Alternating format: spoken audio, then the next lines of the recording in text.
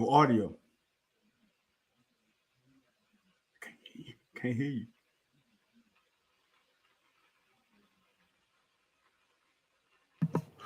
Welcome to the locker. Season 4, episode 17. I am your man, A White, along with Van House. We off to a rocky start. We're a little late, little technical difficulties. I'm not green anymore. My blacks don't look brown. So all in all, it's a good day thus far. Plenty to talk about. Hey, we're going to need y'all to chime in because I think Van has been a defensive back most of his life. I don't know how much of the offensive side he counts. Memories, so sometimes his memory is short. Sometimes things happen that I try to tell him could possibly happen, and I believe highly is going to happen. And I don't know if you remember that. So, we're going to talk about the NFL draft. There's people leaving, not at the number they leave in Colorado, but people are leaving the University of Kentucky.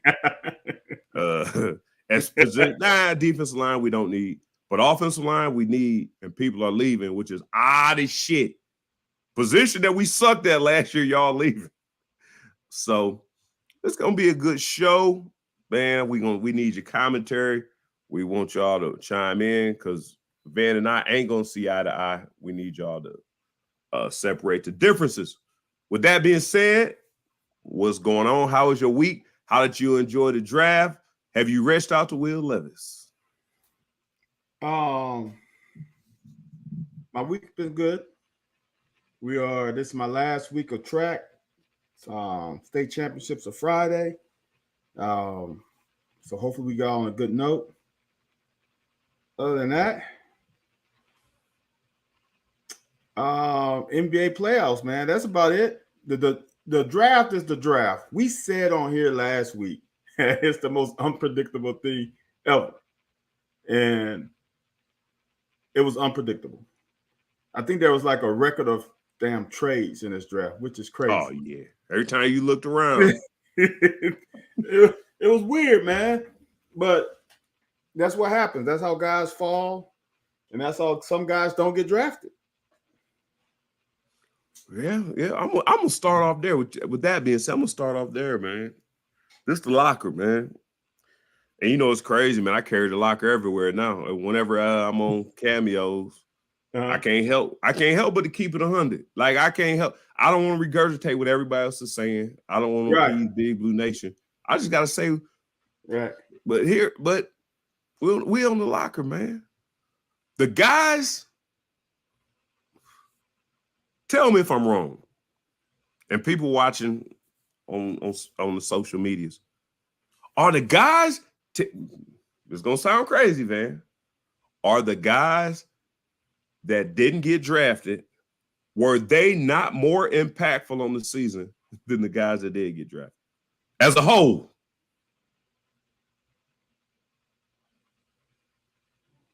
Excluding injuries. So just for the people know, say this. We bounce around because we both know each other. We talking Keidron Smith. Right. We talking Square. We talking Jock Jones. Yes. So Manny, Jordan Wright got picked up too. I've said, Jordan Wright, yeah. We're on the locker. So this is the shit that I can say on the locker that I won't tweet on Twitter.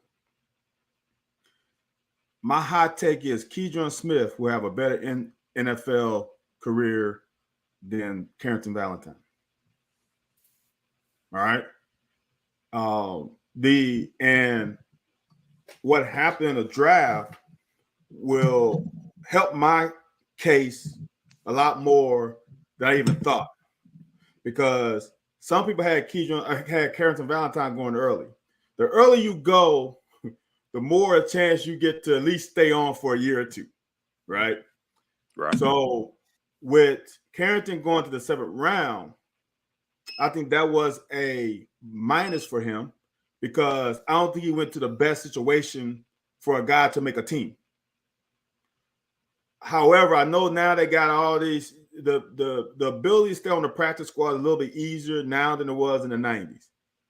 However, Keydron had a chance to sit back and relax because we was on round the shots, and people were like, well, where's Keydron? I said, I bet you he has some options, and he's weighing his options to find out what situation make it a higher likelihood of him making a team than just picking a team, right? If you only have 2, you got to go either or. But if you have 10, you got to scour their roster and say, okay, where can I fit in?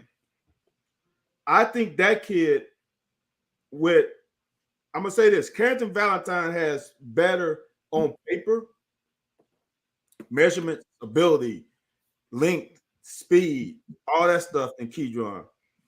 The maturity of Keydron is what's going to help him maintain his stay in elite. And I don't think people understand maturity is so important to stay in that league because it is a lonely situation there. It can make you start second guessing yourself real quickly. So, but the one that I'm shocked by is, I guess his dad. Yep, his dad's on here. Is Jock still having issues with that foot? Oh, because it makes no sense for me.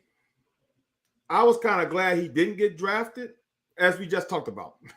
If you want to go around 5 or higher, don't get drafted. But for him to not get, for what I've read, he just got camp invite. I'm shocked that Square got a signing and he didn't. Because to me, I think they are the same. Well, so that's it. That's the only thing I can think of. Because he should have gotten picked. The plays that he made for us the last 2 years before he got hurt. Come on, man. I'm shocked by it, but that's the fucking NFL, and we both know that. It ain't only the plays he did make, and that's the whole point. Until he got hurt, every week we was on here breaking down plays. If he ain't disrupting up the play, making you run back into somebody else, it was him. He getting in the play himself. But if you decide you don't want that action, you trying to run away. Like I said, if his dad said 95%, I honestly, if you turn the film on, I still think that a healthy him is going to be that guy. Now they may question, is he going to stay healthy?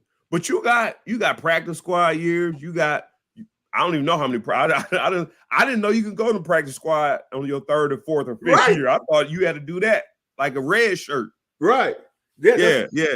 That's an old rule. That's an old rule. I'm saying that's the dude you bring in, and you wait. We're gonna wait till you get 100%. Because even if he playing at 75%, 80%, making plays, so we can't wait till you get to 100. Yeah, I'm shocked by that. But we know of people who have gone through that and came out the other end a better player anyway. So,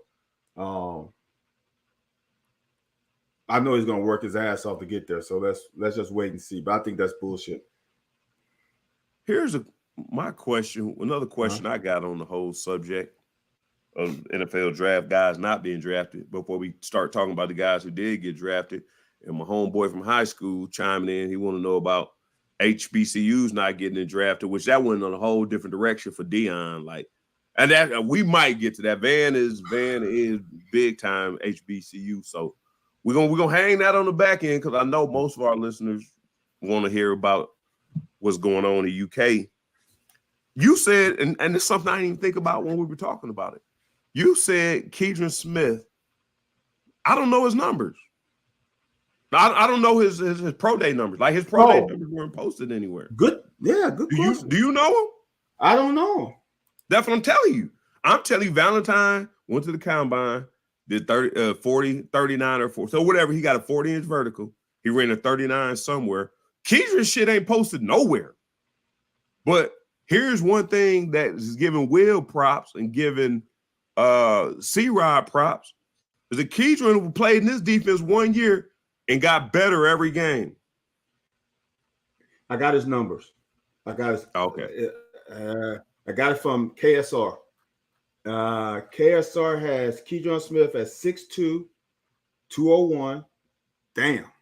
Good. That's nice size. That's solid. Yeah. 36 if you run a 4.5 or better, though. Wow. 36-inch vertical. Okay. 14 reps on the bench. 4.58. Borderline, but that's still good enough. Right. Hold on. Carrington Valentine's 5'11.5. 189. Oh. 39-inch vertical. 9 bench. Was they? No. Those last two numbers are from the combine. He didn't do those at Pro Day. Then he ran a 4.38. Huh. This solidifies my view on this. It seems like I'm behind, but whatever. Is Keydron can move the safety. Right. That's a hidden stat. If you 6'2", 201, he can move the safety easily. So play in the box a little bit. All that. But now, one thing I would like to know is his wingspan. How long he is. Who's longer?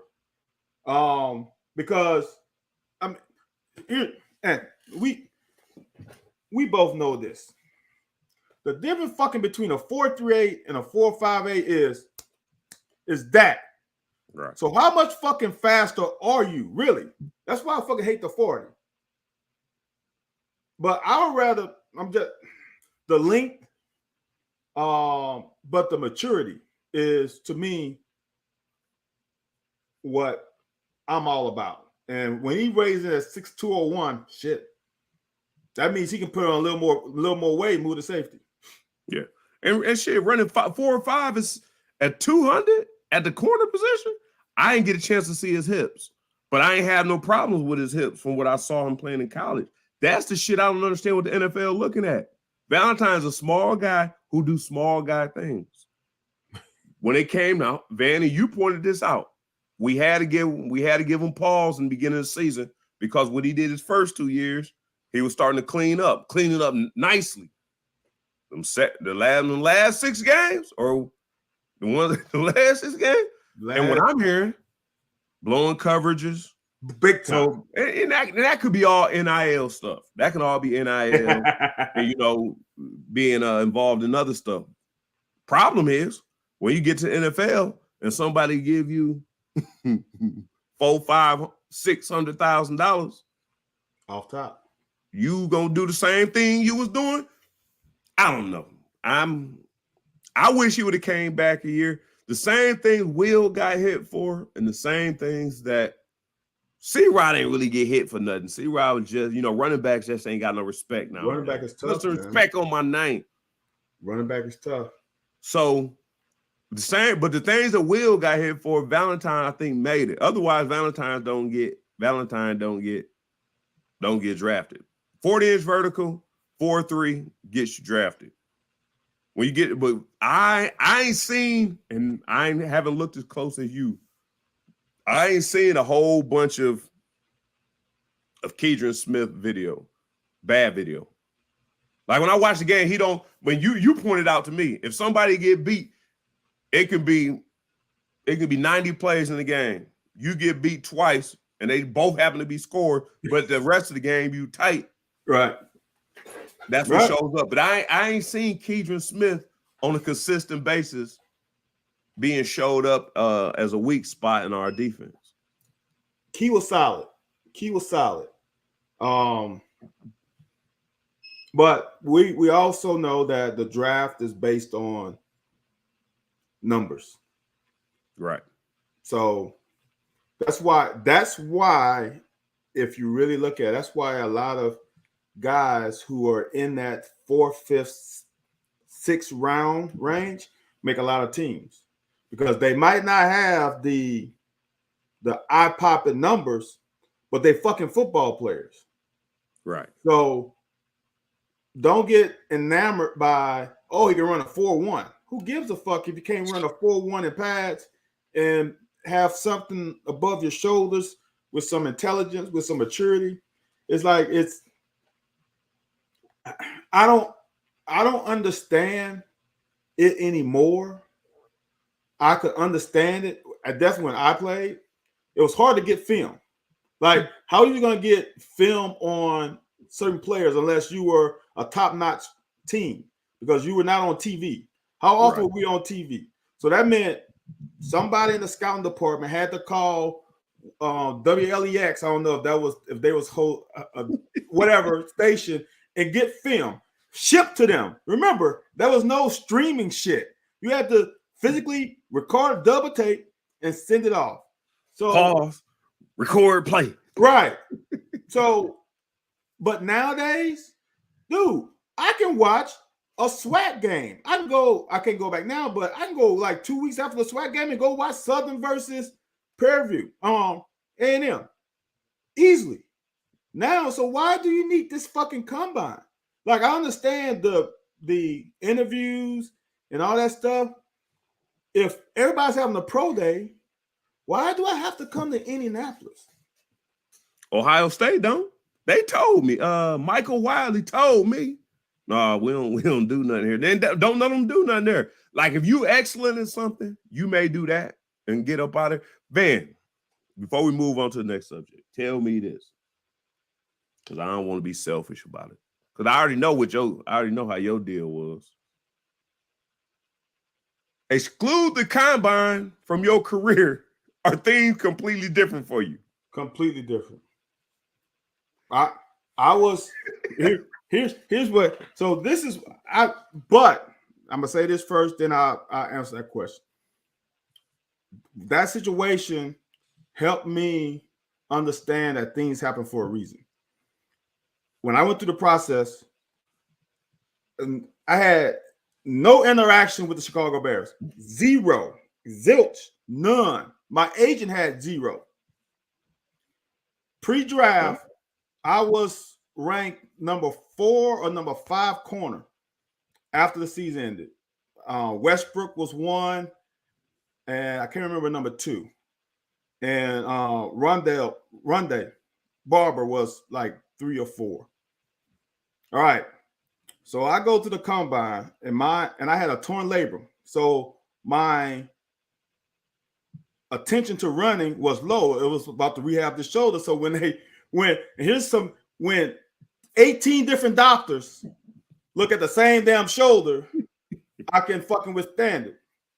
So my agent said, don't you fucking run at the combine. Do not run at the combine. You're not ready. I'm like, I know. I'm not going to run. Not going to run. My year was when they put that Mondo surface on top of the field. They was like, all right, we just heard all this shit about the surface is slow, so we putting Mondo surface on. Everybody got to run.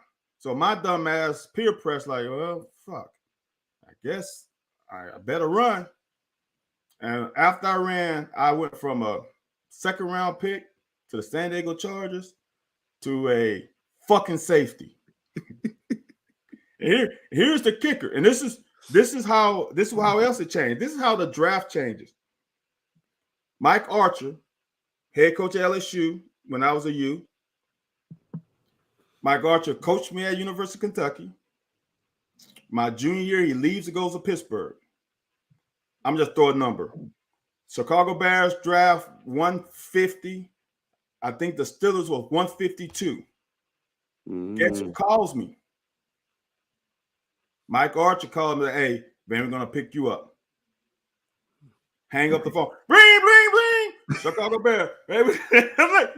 If I went to the Steelers with a coach who knew me, who was going to support me, I would have lasted longer just because of him. That's how that's how weird the draft is, man. Yeah. My dude G Cross, my homeboy, Dwayne Douglas, one of my offensive linemen, the Twinsburg's finest, Twinsburg Heights finest, not Twinsburg, Twinsburg Heights finest. He say, yeah, I know this. You and I know that. Is there a narrative that the combine is meant to lower your draft? Because when I talked to you on Sunday Morning Sports Talk, first question I asked was, well, not the first question. One of the early questions I asked was, they were acting like Will Levis and, you going through the interview process. If you are going through an interview, most times, hey, I want you to work for Cisco. I want you to work for Hershey. I want you to work for Toyota. Hey, come in, have a cup of coffee. Hey, can you get him water? Are you comfortable? Right. Is the temperature good? All that shit. NFL ain't none of that. We trying to see how you deal with adversity, which is understandable to a point. It is understandable to a point. But y'all take that shit to an extreme. Like I was telling somebody, like I said on Sunday morning, I think before you even came on there, Van. And you know this, but I said it before you came on there. When you do anybody who benched 225 and asked Jack Pilgrim if he benched 225 and he looked at me like I was silly. Like you ain't no real athlete. Like you ain't just benching 225. I mean, you may, but I'm talking about like really doing it. Repping it out. Like you getting a couple of them in. Right. So when I was at the combine, I didn't bench because I was advised not to bench for good reason. Yeah. But I wouldn't have done bad looking at what some of the people are doing now. My numbers probably wouldn't have been bad. I think I'd have got 12. Okay. But I think I was supposed to get. Actually, I would have squoze out 12. I would have got 8. I probably would have squoze out 12. The thing was, when you get to do the 225 bench, they got a 25 on there. I mean, a 45 on that boy, a 25, a 10, Pyramids 2 down. 5s, 2 2.5s. Man, it's just anything. And that's the other thing I told people about the combine. When you talking about these people going through it, and some of the people right now, we talking about the people who didn't go through the combine, who got drafted but didn't go through the combine. You get up. They want you there at 8 o'clock in the morning to sign in. You don't participate in nothing till about 12 or 1 o'clock. You there all day. So you done been up at 7:30 because you ain't gonna be late. Nope. And you gotta wait in the line. Ain't had nothing to eat. And so I got like to if you haven't been through it, you just kind of like, man, that's semantics. It ain't really that big of a deal. And that's fine if you feel that way. But just every damn thing they do is built to see what's gonna happen to you. But if I ain't got no nutrition in my body, I can't run, I can't perform. So you gonna judge me off that. But I'm telling you, Michael Wiley told me, he said, man, we don't do this stuff. Like we work out because our trainer, he said, our trainer already taught the trainer that hooked it up with the NFL, that Ohio State players don't have to perform there. Makes sense. And that's why a lot of guys don't do it. Now, I think it's different now than it was when we were there. It just feels they don't have like baggy clothes no more. That's it feels like a different situation there now than it was when we were there. I think they have more resources and treat the players better. Not saying they treat us poorly, but I think there was, like you said, there was more to the equation then than it is now. I think the players union has probably alleviated some of that bullshit that we had to go through. Because it was, man, it was forever. Each fucking drill. And the thing about it, for me, as I remember, you warm up, right? Then you fucking sit for at least an hour. And because then doing the vertical and the weigh-in and stuff is, you do, like you said, you warm up, then you start doing the vertical. So you warm up for the vertical, which ain't nothing but a jump. Then you got to wait for 30 people to do it. Yep. And then they rush you for the 40. It was like, get your ass down, let's go. Like, oh, wait, man, this is everything for me. No, man. The big thing, Gary, man, I ain't worried about no. I do not dislike the big thing because I'm a Michigan fan, like your cousin Dwayne Douglas. I'm a Michigan fan still to this day. Michigan always been Why you think we wore them the long shorts, black socks? Because of Michigan basketball. But no, Ohio State, it is what it is, man. All right, man. The elephant in Kansas City's green room. Not in our room. Ain't never no elephant in here. We move their asses out. Plus, we don't like Alabama. Some of us can beat Alabama, some of us can't. Everybody can't beat Alabama. I'm gonna say that off the cuff. Everybody can't beat Alabama. Facts. I know somebody who can. I'm an Alabama slayer. Will, man, what was your take on the whole situation? What was your take on Will getting drafted, where he got drafted? What was your take on the cameras on him in the hold on? Oh, hold on. I don't know if you looked at the Locker Twitter feed. Families getting back in sports business. Did you see that? No. Will Levis' sister. Will Levis' sister came to rescue again. Yeah. I saw that. Yeah. I don't know. What do you take of all that? Man, everything is for the clicks. Everything is for the engagement. Everything is for that. It's like you're on this person's side one day, and then if the wind blows you over here, now you're off their side. That is theater, man. And I mean, I'm gonna say this right now. I'm just off the cuff. It's a good thing if you think about it. How many times has a Kentucky player been that high profile for them to be on him? Now, it sucks for him, but it really doesn't suck for him because he don't know. The cameras are the cameras, right? He's used to it. I think the fans feel sorry for him, but you knew this. And Mr. Vaught was tweeting both of us, is once Tennessee didn't pick him up, it was like there was only two teams that potentially could pick him up. And once Minnesota passed on him, it was like he ain't gonna go in the first round. It's ball game. But like the draft, now, whom do you trust, right?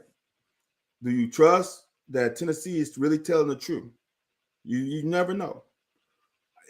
All the mock drafts I saw had Will either going to Indianapolis or Will going to Tennessee, and Anthony Richardson flip-flopping. They were flip-flopping. The obvious was the first two. That was without shadow of doubt. Then it was a flip-flop between those two. I still think Will should have went before AR-15 because you cannot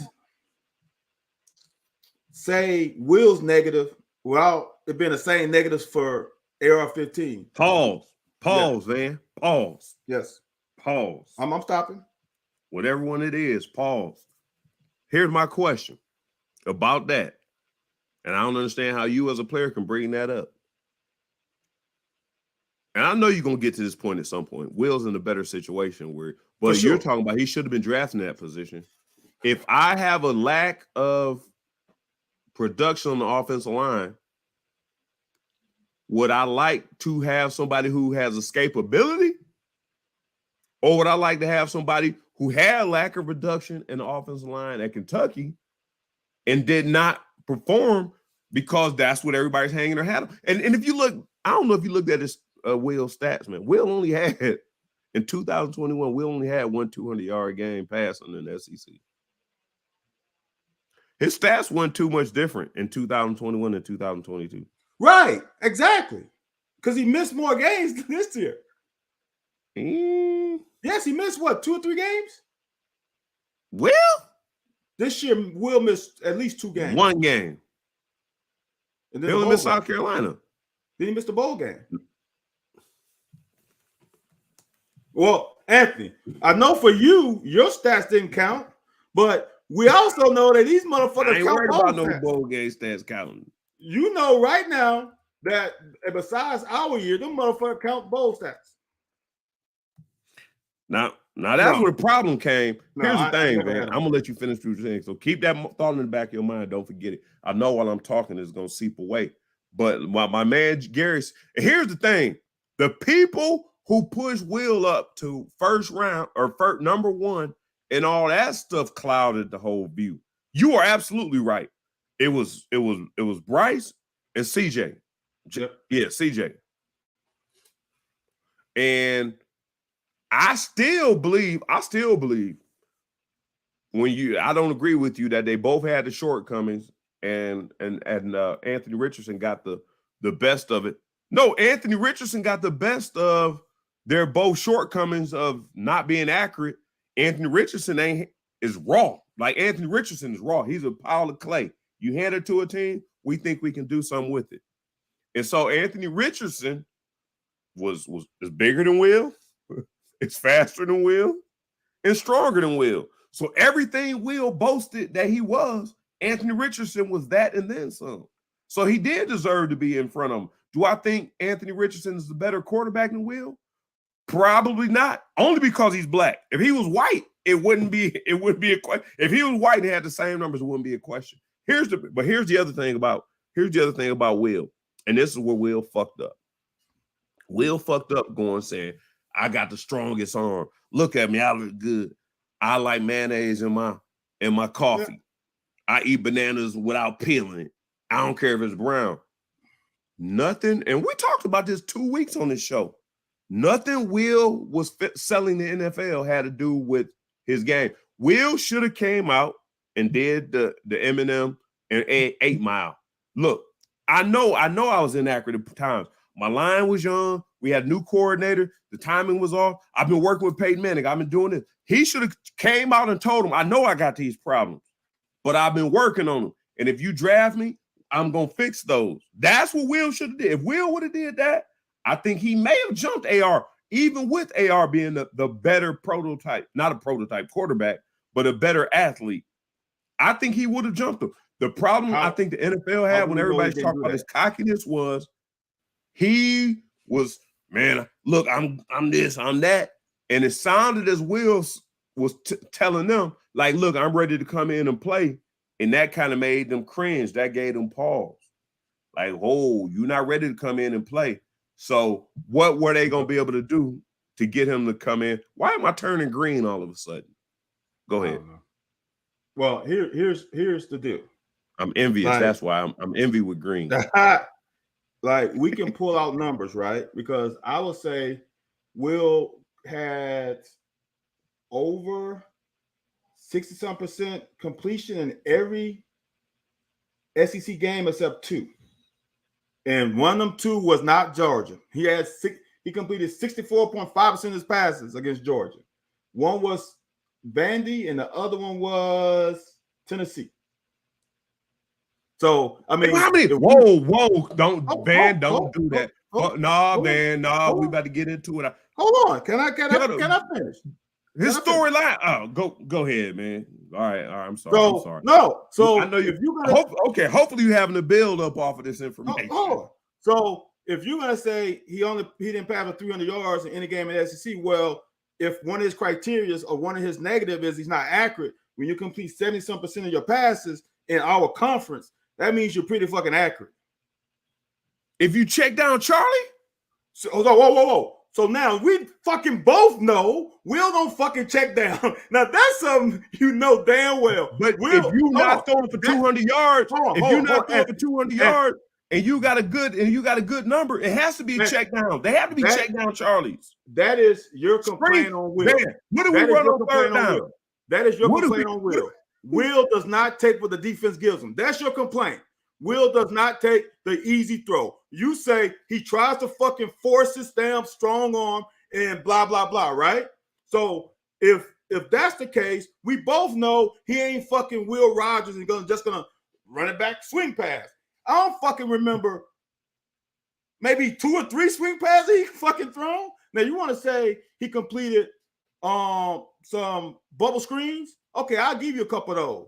But when you are throwing it 20-some times and you complete 75% against Mississippi, you completed 74% against Mississippi State, 68% against Missouri. I'm just saying, I'm not saying that he's great, but if accuracy is your issue, I can go and show you Anthony Richardson stats and accuracy, and it's in the 50s. So hey, what I want you to do, hold on. What I want you to do is pull up Anthony Richardson's stats against Tennessee. Oh, that's what I want you to do. How that's what I want you to do. The same team that Will played against. Don't pull up Will against. Don't pull up Will against Anthony Richardson when Kentucky's defense is far better than Florida's defense. No, pull up. How about I pull up Anthony Richardson's stats against Georgia? But make sure you don't leave Tennessee out though. Because Tennessee's defense was horrible, and he did what he was supposed to do to him. That's my whole thing. Tennessee's defense was horrible, and Anthony Richardson did what he was supposed to do to him. So here's the other thing. So people complain that, so while I'm pulling this up, that Will Levis couldn't start at Penn State, Sean Clifford, blah, blah, blah. Well, damn, Anthony Richardson couldn't beat out Emory Jones, who's on his fucking second team in 2 years. Like, that's why I'm just doing a narrative. I'm just doing a narrative. But Florida ain't coached a quarterback yet. Florida against Tennessee. Florida's quarterback coach has been horrible. Hold on, Anthony. Florida against Tennessee. Anthony Richardson was 54.5% completion percentage. How many yards? 453. Whoa. So now, like, if you're a cherry pick on just the yards, I'm a cherry pick on the accuracy. So that means he missed a lot of fucking layups. No, because if you throwing layups, you can do 60%. Hey, hold on, Van. Before you go any further, two things. Tim Couch, leading receiver through most of his years, was me. You think he'll throw me 20-yard passes? He wasn't even throwing Craig 10-yard passes. Do you think? No, Tim is damn accurate. Accurate. I'm not. Do you think C-Rod was getting a lot of these passes? Huh? Do you think C-Rod was getting a lot of these passes? Screens. We throw screens on 3rd and 13. On 3rd and 13, you should get off a bubble screen. So let's say this. Anthony Richardson against Georgia, he was 18 for 37. 18 for 37? Yeah. Okay, 50%, damn near 50%. That's below 50%. Damn near 50%. No. Don't give me the damn here. That is no. It's one more throw would have made him either over or under. Anthony, here, look, I'm gonna tell you. Here, this is how I'm not, but this is what I'm saying. When people say accuracy, right? This motherfucker completed 53.8% of his passes for the year. And he had one game of 70 and one game of 80. So can you imagine he had 1, 2, 3 games under 50%? Okay. Come on, man. Come on, man. Wait a minute, Van. Please don't do this, man. Please don't do this. Because your percentage does not speak about your accuracy. Now, it kind of is a barometer in a sense. If you and I ain't them people, you or I aren't them people. Mel Kiper and them can look at that. You and I aren't those people. You and I aren't those people that what a percentage means they were. No, I'm telling you. Did you watch Florida? As finishing as a second or third relief, I was in the top 5 leading receivers in the SEC, and I only caught one pass over 15 yards. Yeah, because you're the best fucking option route running back. That's a short route, though. So it's sure money. It's sure money. That's what I'm saying. All we did in offense was went to short shots. Hold on, Anthony. But see, now you really talking bullshit on yourself. No. Hold on. If I am a damn good running back, a damn good receiving running back, and I'm a quarterback, which I played, and I see these motherfuckers in either zone or man, and I know we run a certain kind of route which is going to give you some space, right, to operate in space. Right. Even though you catch a 5-yard route, I guarantee you I could probably count on one hand the amount of times you was tackle right when you fucking caught the ball. Okay. So don't give me, oh, well, I only It's ran a 5 completion yard when I route. catch it. It's a completion when you catch it, though. Yeah, but how many yards you got after? Well, what was your yak average? We ain't talking about me. See, No. you on some bullshit now. No, you on some bullshit. Oh, you bullshitting in your damn self. No, I'm telling you, I'm a Will fan. All I'm saying is I can find just as much reason for Anthony Richardson to deserve that spot. Anthony, it is no way. I'm gonna say this. It's no way either one should have been pick number 4 or 5. I'm gonna go with that route. I'm saying it's no way. All right. But they needed quarterback. Hold on. But if I'm in Indianapolis, why don't I get another piece that I need a more value player than a reach on a quarterback? When I know as Indianapolis, there's only one other team that needs a quarterback under me. So if I like both of them, why pick this kid at 5 and put pressure on him? Because I'm gonna tell you, neither one can play right now. And when you get picked 4 or 5, that means you want to fucking play right now. And if how I'm gonna say this, if you think Anthony Richardson, and we both said this in the past, how many years have GM said we're gonna go off of this? We're not gonna draft a 1-year starter anymore. How many times have people said the whole 1-year quarterback starting is done? And these motherfuckers draft a guy who only has 13 starts. They draft a guy who has 13 starts, completes under 55% of his passes. He has 13 starts, and his fucking win-loss record in 12 games is not very good. So why do you draft him 5? Why not either move down or get him later? Because drafting him at whatever that was, 4 or 5, makes no fucking sense.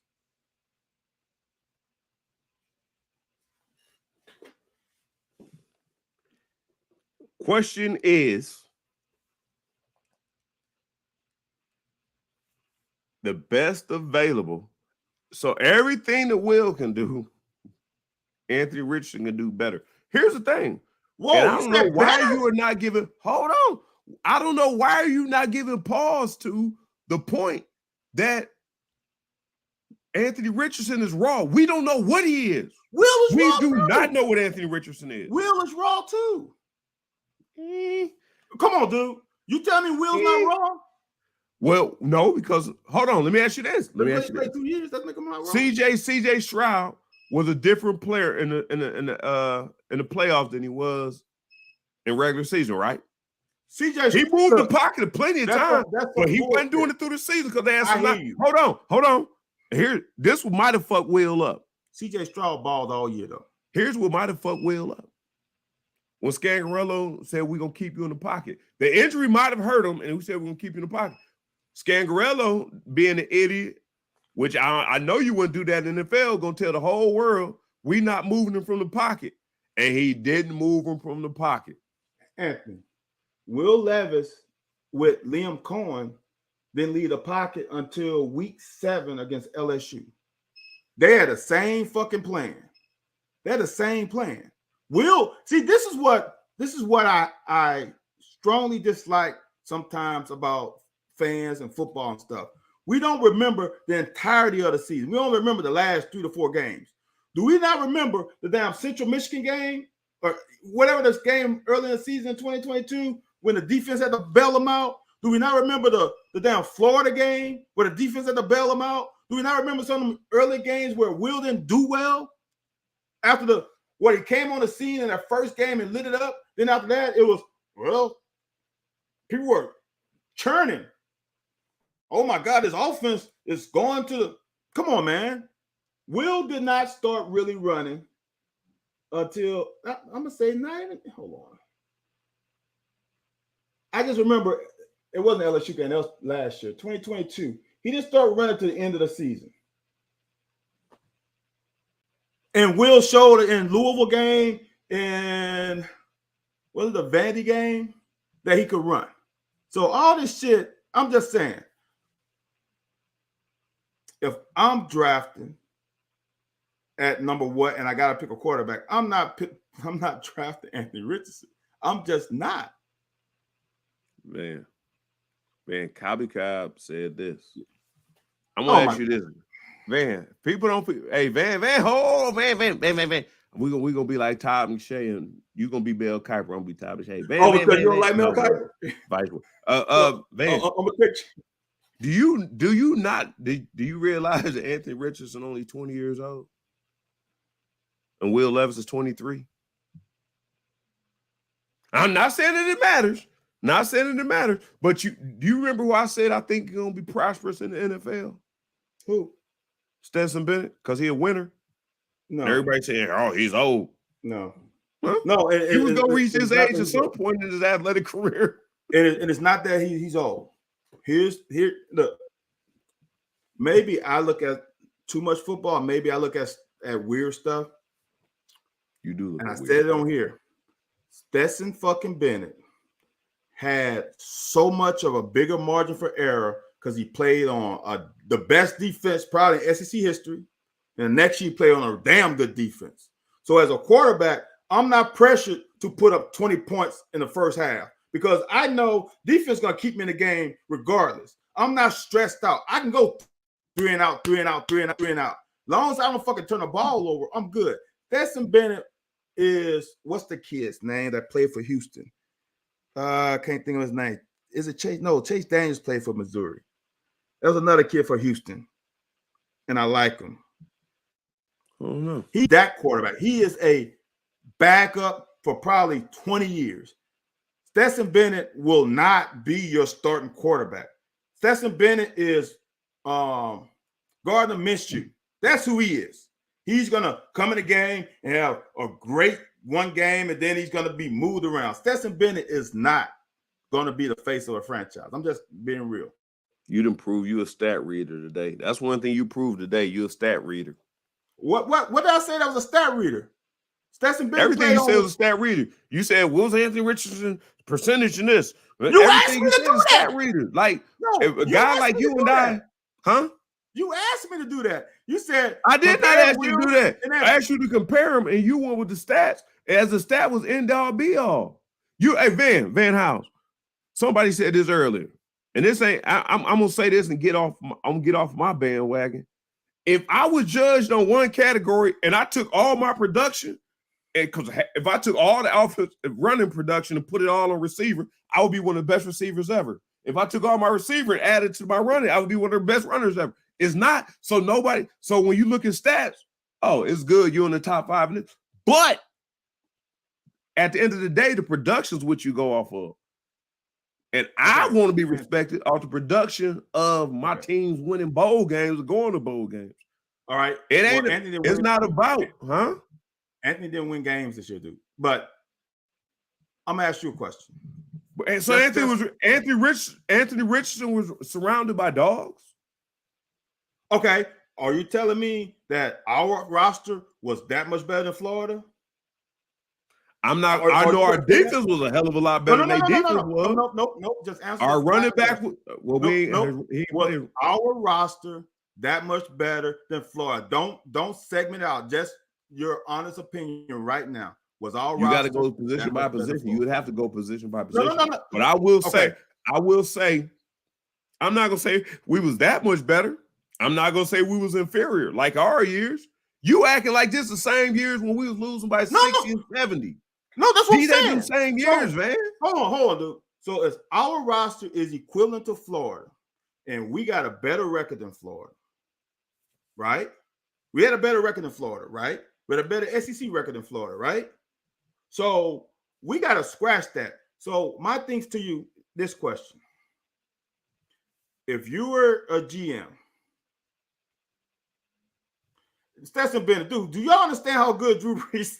Dude, Stetson Bennett is not even close. How hard is it to do it? Okay, so when we talk about NCAA championships, they're so hard to win. That motherfucker won 2 of them. Anthony. And nobody off his offense got drafted. Gino Torretta won a national championship. Is Gino Torretta a great quarterback? So don't give me just because you won a national championship that you're a great quarterback. He won 2. All right. He would too. Riddle me this. Riddle me this. If you had to put your money, your life savings on it, would you put your life savings on Anthony Richardson or Will Levis? Depending on Straight up question. It Straight up depends question. on more. Huh?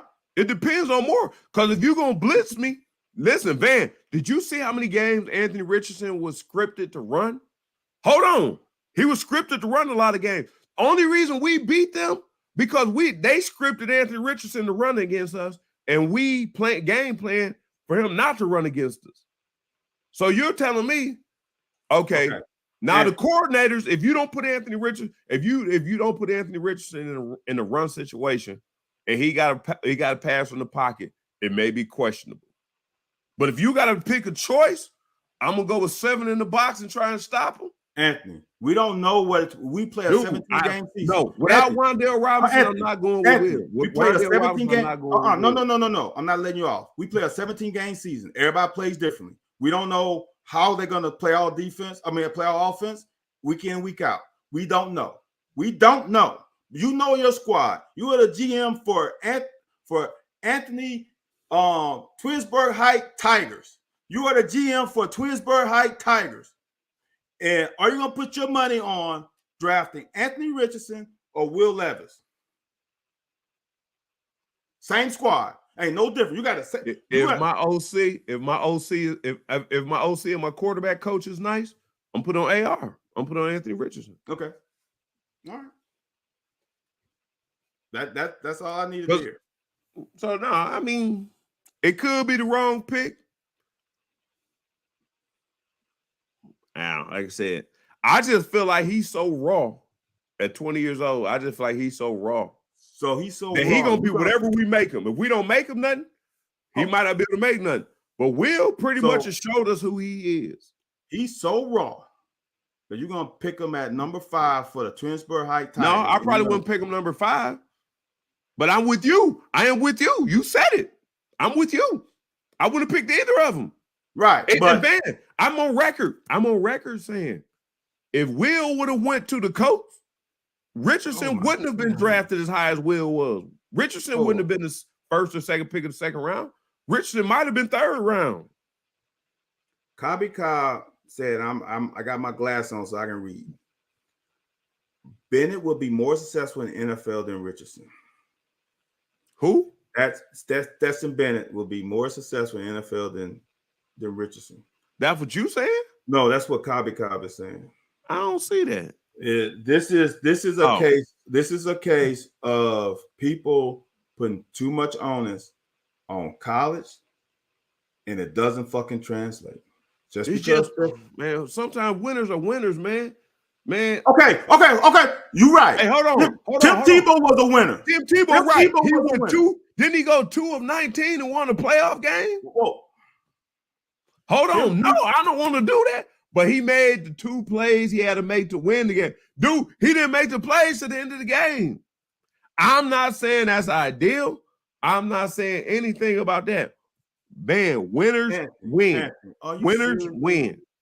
Winners win. I can't explain. What is Tim Tebow NFL record as a quarterback? I don't know. I know he won the playoff game. But winners win, right? That's what you said, right? Winners win. He ain't win enough to fucking stay in the league. Come on, man. Don't. They ain't got nothing to do with nothing. They ain't got nothing to do with nothing. He couldn't do the things they wanted him to do. And you know what? Hold on, man. And you know what people gonna find out? You know what the hell people gonna find out in the NFL? That Anthony White already knows. 3rd and 7. I need 7, 8 yards. I need 7.5, 8 yards. You know who can't consistently get you 7.5 and 8 yards? Will or Anthony Richardson. If you play me for 7 yards, man, if you play me for a 7-yard play, you know who might be able to run for 7? If you play zone at 7 yards, you know who can put their shoulder. Everything Will wants to do at 230-something, at the weight, 6'1", 6'2", 6'4", whatever, 230-something. Anthony Richardson did that at 240-something. I'm not saying, you got me over here arguing my point like I'm arguing for a Florida quarterback, like I'm arguing for Richardson. I'm not. I'm arguing against you to let you know, like it's just simple mathematics. Like it's just something that we can't explain. And it may be a terrible decision, but it's easy to see why that decision was made. You making it seem like this is the whole thing. You making it seem like Anthony Richardson's about to dissect the defense. Neither one of them can dissect the defense. Right. No. But if you can't, and you got to pull the ball down and run. And you saying, and what you're saying right now is we have seen Will pull the ball down and get big time yards. Are you saying that right now that Will? We seen him miss a South Carolina game and cost us the the Ole Miss game. But go ahead, I'm gonna keep listening. Right. Go ahead, I'll hang up. That's are you first time caller? Right. Long time listener. Look, I'm gonna say this. It's going to be tough sledding for Anthony Richardson and potentially Will Levis. If you have watched some of these games that Anthony Richardson has played in, him and Will has the same processor. They are built from they got the same 54K modem chip in their airplane from the same manufacturer. All right. Anthony Richardson is a little bit bigger, so his chip's a little bit bigger, and his processor, his RAM is a little bit faster. They are the fucking same person. One is black, one is white. They are the exact same person. I don't think Anthony Richardson has had the tutoring and the knowledge, and I don't think Will's had abundance of it. The first year he may have, but I don't think Anthony Rich. The reason, that's what I keep explaining to you. I think the reason he played so erratically and did the things because nobody ever harnessed him in and said, "Look, motherfucker, this is what you got, dude." I played with Tim Couch and I played with Dusty Bonner. Dusty Bonner's stats wasn't too much different than Tim's. Yeah. They wasn't too much different. It might be a couple hundred yards difference.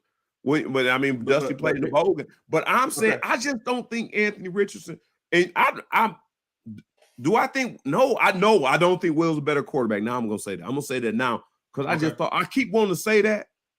Okay. He didn't do it. He didn't do it at Penn State. Okay. He did a decent job in 2021. Okay. He had a great offense. Who deserves all the credit is offensive line. Let Wan'Dale Robinson get 40 or 50 yards down the field. Dude, when we played Iowa,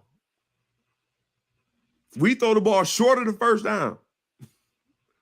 It's just like Tim Couch get all this credit for throwing Craig a 7-yard hitch and him going 60. Right. So, I mean,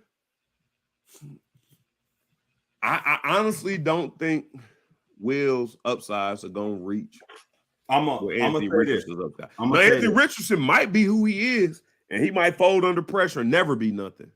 But Will has showed me the 2 years I watched him. I don't know what he did at 10. They didn't give him a lot of opportunities at Penn State because they probably seen the same thing I said. So me and all the ESPN NFL quarterback analysts who see the same thing, we all wrong. Will have something we haven't seen yet. But Anthony Richardson, we have something we haven't seen yet, and we can't bank on it. We can't bank on the play not being there and him running the 4-4. You from the Baton Rouge? You seen how he ran over LSU? That's why you mad. That's why you mad. I'm gonna say this. If you know damn well I don't like LSU, so I was fucking cheering for it.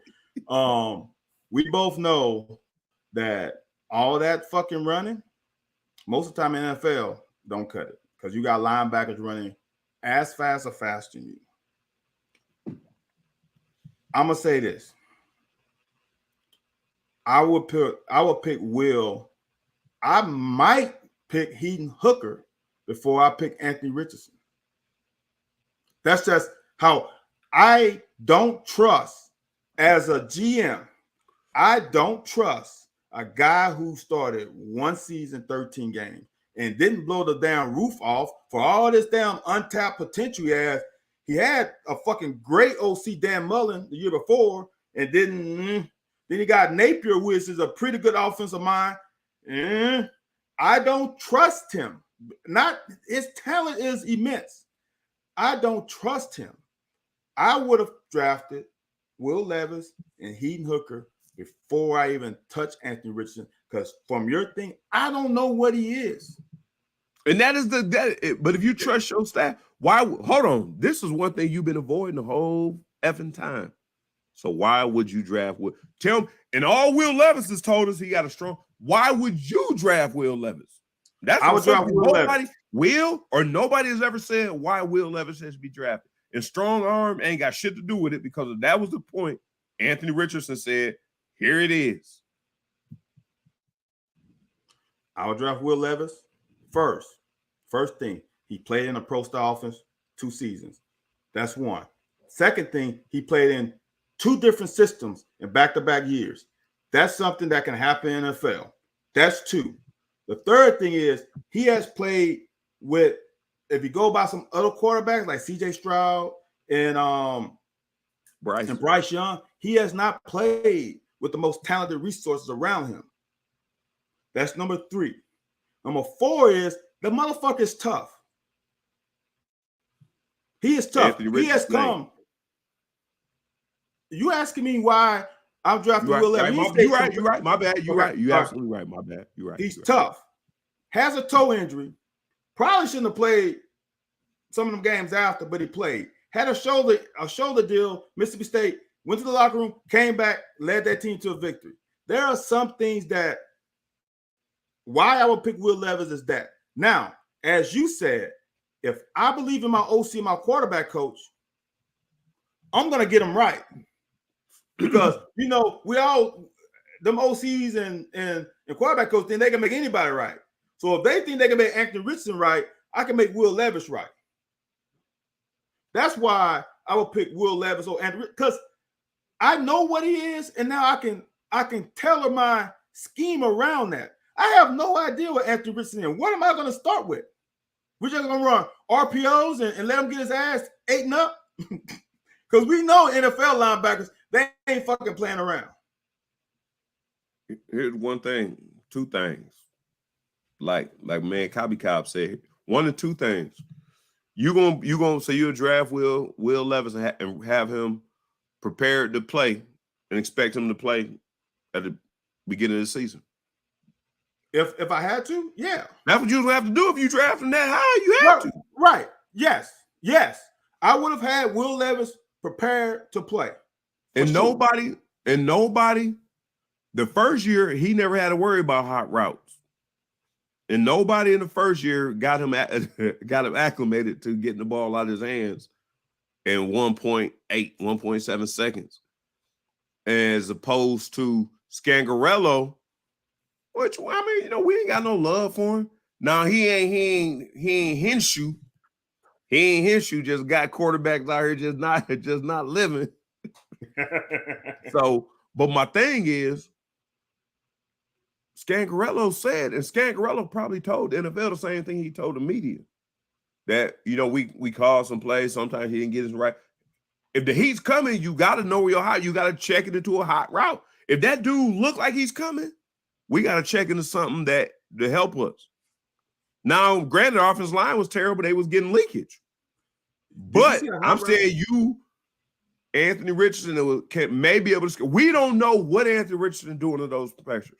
I know I was told that Will was given that stuff. And whatever, like you said, the toe injury, he played through it. And maybe that caused him to, stay in the pocket and not get. Well, I just know I'm talking about if I was teaching the quarterback, and I have taught quarterback, when the pressure come and get the ball out your hands. Here's the bad thing about it, Van. As you being an ex-quarterback, former quarterback, I don't know why I say ex, former quarterback, even when Will got out the pocket, he didn't throw the ball away. He didn't do Andre Woodson. Yeah. Andre Woodson didn't take a sack for a long time. All I do is, it was just Will, like his quarterback sense is just, and Anthony Richardson might be that guy too. I don't know it to be that. Will has shown me that. Van, you taking one aspect of it. There has been plenty of times Will has made bad quarterback decisions as a 23-year-old, but Stetson Bennett too old to play quarterback in the NFL. No, I didn't say that. No, not for the public is saying. Yeah, I think the whole age thing is bullshit. I think the whole age thing is bullshit. There are things that are if that's the case, there's a lot of quarterbacks who fucking ain't good because they couldn't beat somebody out. Stetson Bennett. I'm just trying to figure out a way to say it. Stetson Bennett, as you said, is a winner. Stetson Bennett's story is unbelievable. Stetson Bennett, as Mr. Carter said, couldn't beat out anybody at Georgia, had to leave to go to a fucking JUCO to come back. He's not an NFL quarterback. He's just not. Could he be a backup? Sure. Could he come and win a couple games for you? Sure. He's not a starting quarterback in NFL. And there ain't no problem with that because the greatest position on an NFL team is the fucking backup quarterback. He sits there with a fucking clipboard collecting a fucking check. Everybody else has to play. If you're a backup NFL, you playing on one special team at least minimum. The backup quarterback ain't on shit. He's the most healthy. His jersey is always clean. His uniform is always clean. Fine. But Stetson Bennett will not be a starting quarterback in the NFL as a franchise. Now, honestly, Anthony Richardson and Will Levis might not be it either. And if they are, they might only be for 1 or 2 years. But what I'm saying is Stetson Bennett won't be that guy. Said the same thing about Tom Brady, but I hear you. The only difference is Tom Brady 6'4", 3, 4. Right. And did Tom Brady not okay. Yeah. Totally different, man. I don't know how it's totally different. No. He played that team to win a national championship, and he couldn't break the lineup. This guy won national championships, and nobody could beat him out of the line. Why was Stetson Bennett? No, Stetson Bennett wasn't on the team when whatchamacallit was there, was he? Who? Dude from Ohio State. Okay, I got a question. Didn't A.J. McCarron win 2 championships at Alabama? At Alabama? Yeah. Didn't you said Alabama, right? Yeah. I heard you. Oh, yeah. Alabama. Yeah. Didn't he win 2? You said Alabama. Yeah. Right? I'm just making sure you said Alabama. Yeah. Didn't he win 2? Or did he win 1? Alabama. No. Did he win 2 or did he win 1? I think he won. I thought he won 2. I think he won 2 or more. Okay. Oh, you think he won 3? Or went to 3. Oh, okay. And how did that motherfucker play in the NFL? So don't give me, he won 2, he's a winner. Oh, he should know. That shit don't add up. But it was a whole different story, man. Whichcall was making plays. Stetson was making plays on a championship run. Are you saying AJ McCarron? He was scrambling, throwing dimes. Hold on. Are you saying AJ McCarron didn't? Do you remember the AJ McCarron in the bowl game against LSU? Handoff. No. Check down, Charlie. No. In a bowl game against LSU, early in the season, LSU beat them 6-3 at Bryant-Denny. They switched up the whole offense, and that motherfucker was throwing around. I don't think you remember that. So he played with Trent Richardson. Trent Richardson? He played with all kinds of dogs, man. Like all he did was play with dogs, man. It is what it is. So now, Anthony, though. So Anthony, so now you are going to get on yourself about stuff you get on me about. Oh, so he just because he played. Come on, man. Come on. So he played with dogs. So I'm going to discredit what he did. I'm telling you, Georgia's defense was hard to score upon, which is the biggest reason they probably were good. My whole point was there was really no standout players that Georgia's team offensively. All those tight ends, they're young. I know they're young. I know they are young. They are good. They are young. Hold on. The tight ends. The best tight end in college football? Maybe in college football. Do you not have the best tight end in that's in college football, maybe college football history. Michael Mayer may have something to say about No, that. no. Michael Mayer not Brock Bowers. No, don't even give me that shit. Michael Mayer was not on the team like Georgia. So now I am recording this at 10/16, May 3rd. We're gonna talk about whom they playing with now from now on. You better not get on me about when I say somebody playing with somebody. No, I'm not saying that. Brock Bowers is a baller. Better than we just Michael gonna Myers. let this thing. We just gonna let this thing play out. That's all we're gonna do is let it play out. Okay. I'm not a Will apologist. Hey, I bet you Brock Bowers goes first round. I bet you Brock Bowers go. I bet you Brock Bowers go top 10. Hey, you know what? You know I'm gonna take you to task on, my man. Since we got a show, hopefully we'll be here next year. Hey, I'm here for it. Because if Stetson Bennett ain't there, and he don't get the opportunities. Okay. Yeah, I'm gonna keep an eye on that. We're gonna put that Brock Bowers. We're gonna put that on the watch alert. That's on the watch alert. Brock Bowers. If Brock Bowers came out, he cold. No, he cold. If Brock Bowers came out this year, he's picked up. He's the first tight end off the board. Also, AJ won too. All right. I ain't tripping on that. Before we get on up out of here. I'm gonna stop on this one. Did Matt Leinart win too?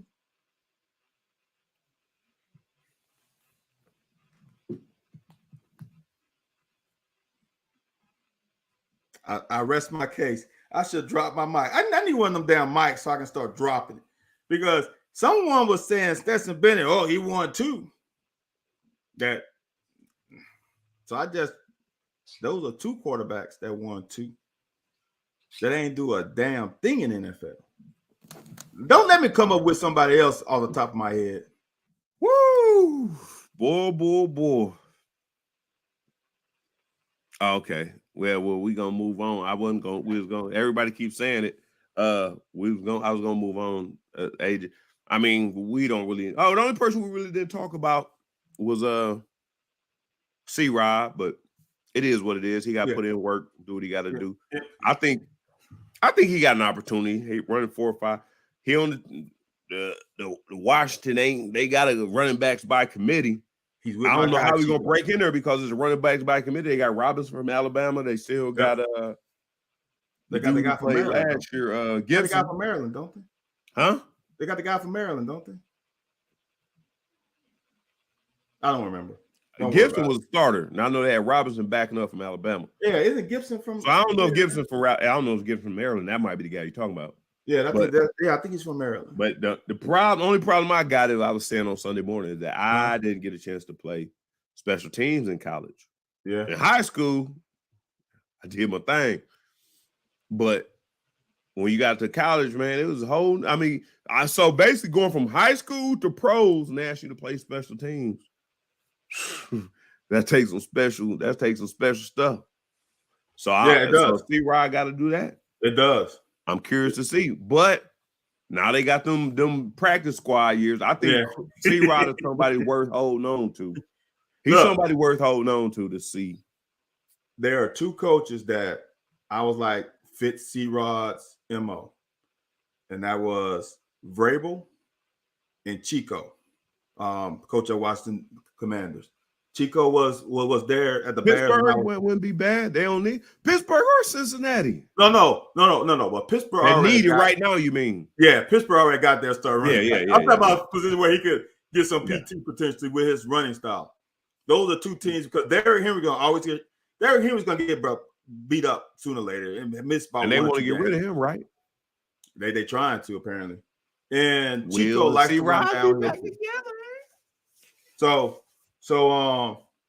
that's why I picked. That's why I thought those two were best for him. And I think he went to the same situation that Benny went with the Steelers. Mike Tomlin loved him. Did he get a lot of PT? No, but he kept him on the fucking squad. And I think that's the same thing that's gonna happen with C-Rod. And on top of that, he's got a fucking running back as his OC, who was a bruiser too. So I think he has a real good chance of sticking on, like you said, practice squad. They keep 80 people, so he should fucking name. Shit. So the Cats lost Tomiwa. And you know, I had a conversation about this yesterday, man. It is funny. I had a conversation with that man, that dude, talking about it, man. Like what was good. But the OD line gonna be good anyways. We also lost Wallaby and Buford. Right. And I don't know why people keep.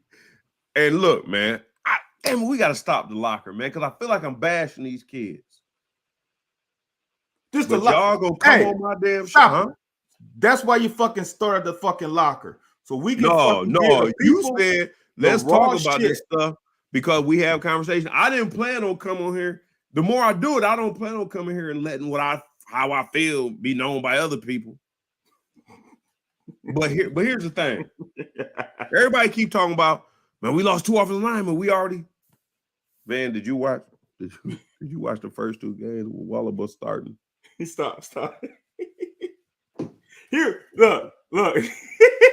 here's the deal, Anthony. Anthony, you're right.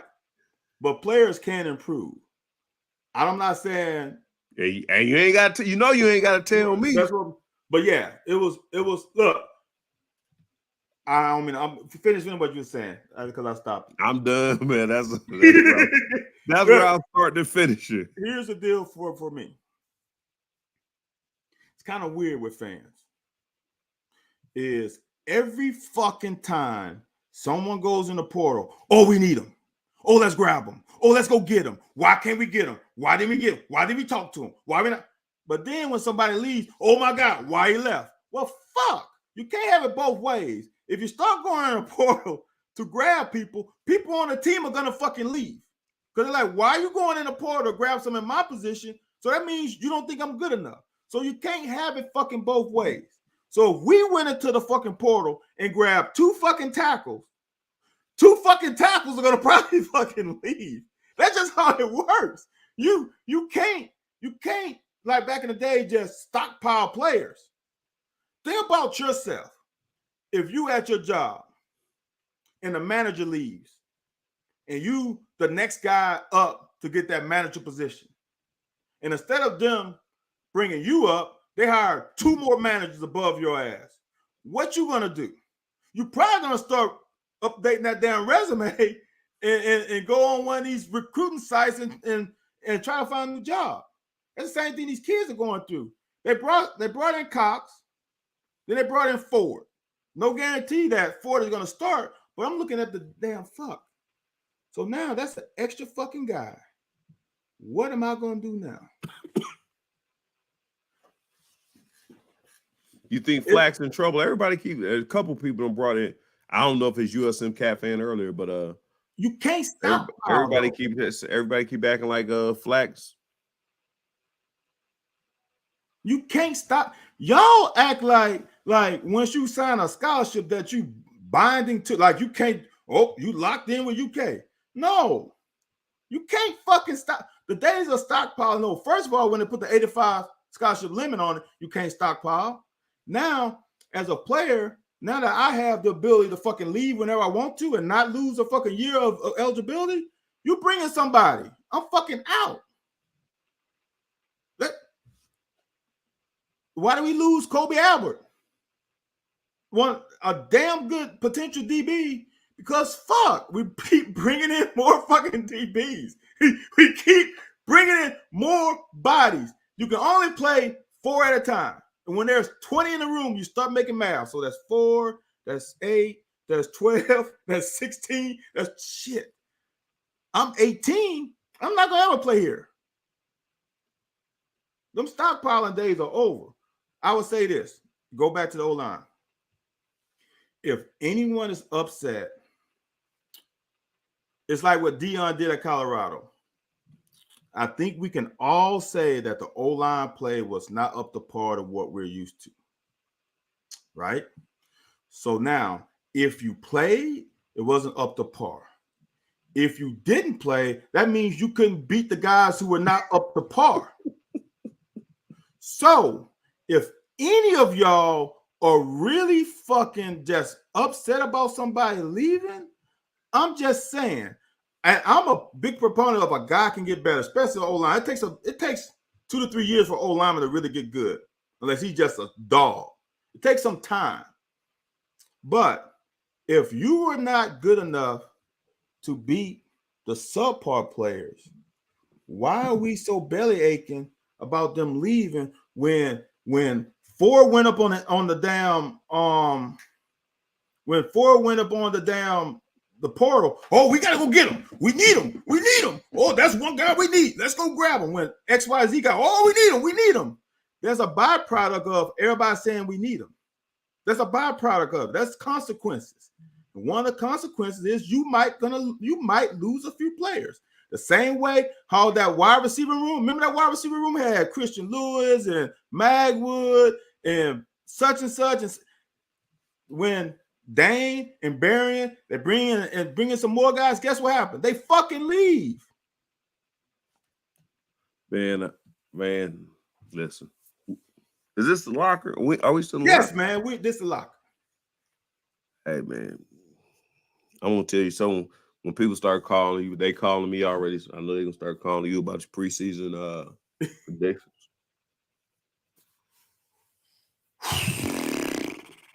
You remember when Steve Harvey was on Kings of Comedy? Yeah. And he was talking to Carolina, and he was talking about the football, Carolina Panthers.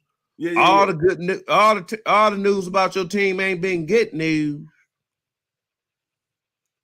I just thought about that when you was talking about all the people who expedited the receiver room. Yeah. Between you and I. Mm-hmm. It's just between me and you. Yeah. If the motherfuckers on the locker listening, they do whatever they want. Don't say, hey, White told me. Y'all heard it from a source. Some interesting people ain't comfortable with the amount of talent in the receiver room. Yeah. Some very high people at this point, not originally, at this point, ain't happy at how many people left the receiving room. Yeah. Or some of the people who left the room. Magwood could have made a difference this year. Yeah. Christian could have made a difference this year. For sure. But we understand y'all paying these, and it could be that could be all NIL. Because Magwood and Christian got upside, hell of upside. But they gone because they know, look, man, y'all invested all y'all in them. I'm going somewhere where I can start and get some of that too. And now Liam, whatever he come and planning and doing, it better go through them top 3 receivers. Yeah. And what is our calling card? We need to put it on our calling card.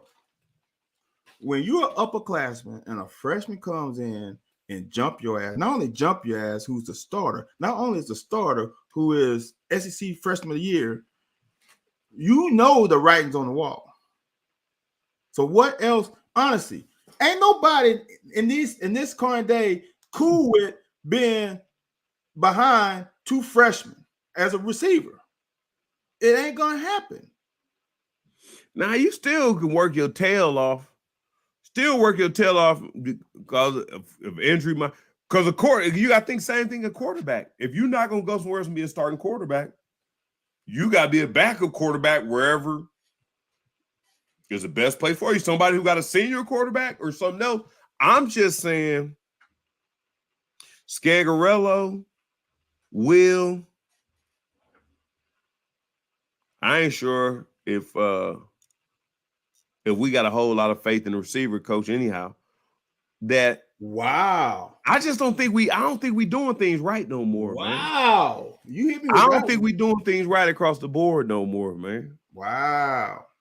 That's good information right there. And I don't know. NIL is like, and I love the fact that if you want NIL, you go find it where you no, we not being held hostage by NIL. Go find it where you can get it.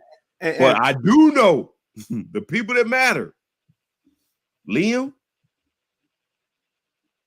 Lyric, Devin, even Mark Stoops. You need receivers. Like if we want to run deep routes, yeah. If I don't think we're gonna have the time to do it, but knowing what I know about the offensive line, like there's a whole lot of questions. But what Will came back to this time ain't what it was the first time. And the only thing he came back to last time that was really something he can hang his hat on was Wandale. I'm gonna say this. I think we are better at the receiving group than some people will agree to. And the problem is we're just young. Like, you just don't know. You just don't know, right? So them starting three are gonna have to take look. And this, you know what? I'm sorry. This is me as a DB who gets pissed off at a receiver who runs a go route and then runs to the sideline when my ass got to run back to the line of scrimmage and get ready for the next play. So maybe I'm gonna take that with a grain of salt. But them three receivers, and you got a couple freshmen who are highly talented, right?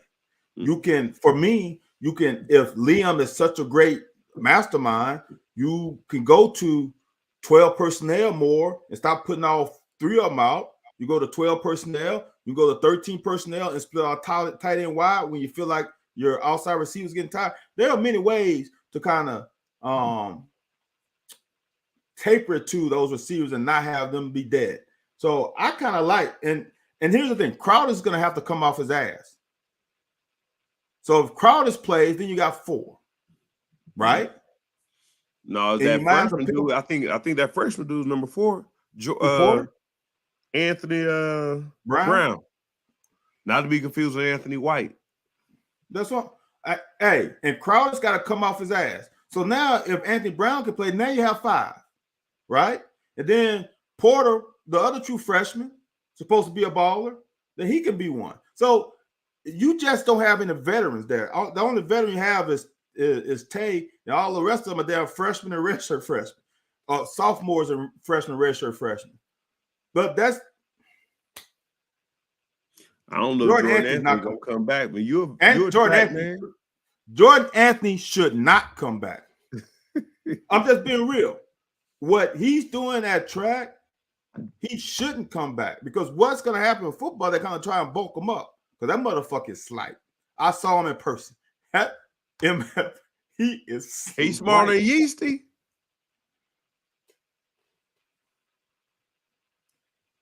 I think Yeasty was a little bit more top thick. Because of football, probably. Yeah, probably. Yeah. Dude, he is light, dude. I saw him at LA. Dude, he is light. I know. He needs to stay at track because he is fucking elite. Nah. I look, here's the only reason why he will come back to the football team is because of the scholarship. Yeah. But he is so good at track, they will give him a full ride too. Because why would they do it already? That's what I'm saying. Like, he probably only playing football because who wants to get hit? Who wants to get hit? Right. To get full scholarship. But Anthony, in track, your money is way lower. You can only give out probably 1 or 2 full rides in track. And he and he deserves right. That's what I'm saying. But we are track you, so no, that's what I'm saying. But what if the track team has already got 2 on full ride and they say, Anthony, can you go 1 more year and then we'll get you the next year? That's the only way I can see him coming back for football. That's the only way. That makes sense. That make hella sense. But if I was him, I like coach hamstring. Because they don't know if you're hamstring right. Route. Oh, hamstring coach. Tweak. I don't feel right. Mentally, I'm not ready. And then you go the next week and track and blow out 100. But he can't play football. I'm serious. He can't play football anymore. That would be. And as if I was the head coach, I'd be like, dude, don't do this. You're too good at the other sport. We'll work something out. But the O-line thing, I don't know if we answered it. It's just how shit rolls. You just brought in 2 guys out the portal. That's just how shit rolls, man. And everybody keep asking me about it, like you said. And I'm sure people can progress. Wallabutt from the crib. He from Northeast Ohio. He up there. Like his daddy was a professional football player, huh? Oh, don't we have Nick Hall? Damn, that is true. We ain't heard nothing about old Nick. Yeah. So I don't know why we ain't heard nothing about Nick. We That's got somebody we might have to have his daddy on here. Who? Oh, I was about to say, who's the one that dad played for? That was Nick Hall? Yeah, Nick Hall's dad played. Yeah, that was another one though, wasn't it? Antonio Hall. Antonio Hall's dad played the UK, and no, that's Nick Hall. His dad must be Antonio Hall. Yeah. No, Nick Hall. Yeah, I knew that one. Okay, and there's another. Did we pick up another one? Or the one that's from Kentucky, the one that's from Kentucky that played at Alabama. Yes. Is that who you thinking about? Tanner Bowles. Yes. So, dude, we got fucking people. Like, we act like, hold on. Y'all Wait a minute. like, we don't need people. We need players. We need players. Y'all act like we got to be too deep at every position. At that O-line, somebody's got to be able to play multiple positions. They just have to. You can't. For example, if number 2 is X, okay. Nick was hurt. Okay, that all right. If number 2 is X and the guard is better than X at the tackle, that guy ain't gonna never play. But number 2 guard is gonna play tackle if number 1 tackle goes down. So you need guys who are flexible, who can move around, and that's why Horse had to play left tackle last year. Yep. So and when we talked to Horse, he's happy to go back to his position. He did it because he felt like he'll be the best to do it, knowing that he was out of position, but be the best to do it if anybody's gonna do it. Here's the other thing. You're talking about, like I said, the offensive line. We got a lot of issues over at the offensive line. For sure. And like I said, I think Nick gonna be a good player, man. But I thought Wallerball, man, daddy played in the NFL. Like when you got issues, it's easy. Well, my nephew didn't want to listen to me, but I'm like, hey, no, that's what you got to do. Blah, blah, blah, blah, blah. No, because you ain't that dog that I am. And if you ain't that dog, you got to move on or you got to move out the way. But I think that we do have players at offensive line. And you don't put a whole lot of weight. I'm going to go on record again like I went on record about the Will Levis shit before the Will Levis shit even hit. I'm going on record again. You said about I think Yenser wants to get back to the 7-8 man rotation. I don't like it. Initially, I didn't like it. It worked out for Schlarman, and it's worked out for people after Schlarman. Wolford changed that. He didn't want to do. He wanted to keep his guys in. Yenser's trying to go. He didn't have the depth to do that. So I think we do need 7 or 8 guys that can. But you know as well as I do, you can't have no huge drop off by taking the guy out. So that way you always got a rotation of guys coming in next year that's played and had experience. We do need to get back to that. I definitely think we need to get back to that. But like I said, so like you said, we need to get the little Knicks some. And you know what? I'm with you. You said something earlier, I glossed over it. And I'm as a baller and somebody who wants to play. Maybe Wallerball didn't want to sit around and wait, but I do think there might have been an opportunity the same way I got kicked off the team my red shirt freshman year and bounced back like a soldier. Yeah. I didn't know how the hell that shit was going to work out, but it worked out. But I think if Wallerball would have stayed around, they not trying to put me in a rotation. Look, change some things up, listen to coaching, get in the group, get in the rotation. It'll work just like you and some cat fan them saying. Like we need a rotation offensive line because the years we were great with the big blue wall, we were rotating men at the offensive line. Right. I always was against it. I ain't gonna lie. I was always against it just because everybody got different blocking styles. Right. But okay, Anthony, here's the deal. If you're a dad, right? Because this is what people have to, this is how I tell people to think about it. If you're a dad, and your son was a left tackle behind Jeremy Flax. So he's a backup to Flax, right? The right tackle. Now they bring in Cortland Ford. He's going to be the backup of the starter. So now I'm a third teamer, right? And I think Ford has like 2 more years left. He got 2 or 3. So he's not. If they bring him in, you're not automatically a third string. I'm just saying what. I'm just giving you a scenario. Yeah. So Cortland Ford comes in. He's got 3 years. I think Flax has 2, right? I think Flex has this and next. I think. Now your son is behind those two guys, and he has 3 years left. And your son comes to you and say, "Dad, look, man, they got a guy now. I think I'm better than him, but for whatever reason, coach feel like he's better. Jeremy Flax, right? He's got 2 years, Dad. Now they bring in this asshole from SC. He got 3 years, and coach is telling me that now I'm gonna have to battle with him. And we both know as former players, when they bring in a guy, you say they got to battle with him, you already kind of lost that battle. You know off top. You kind of already. They didn't say, well, we're gonna put you in 2, and he got no. You got to battle with him for backup spot. Well, that means they didn't just bring him here just to fucking be third. They brought him here to probably be second. So now he's second. Now there, he got 3 years. I got 3 years.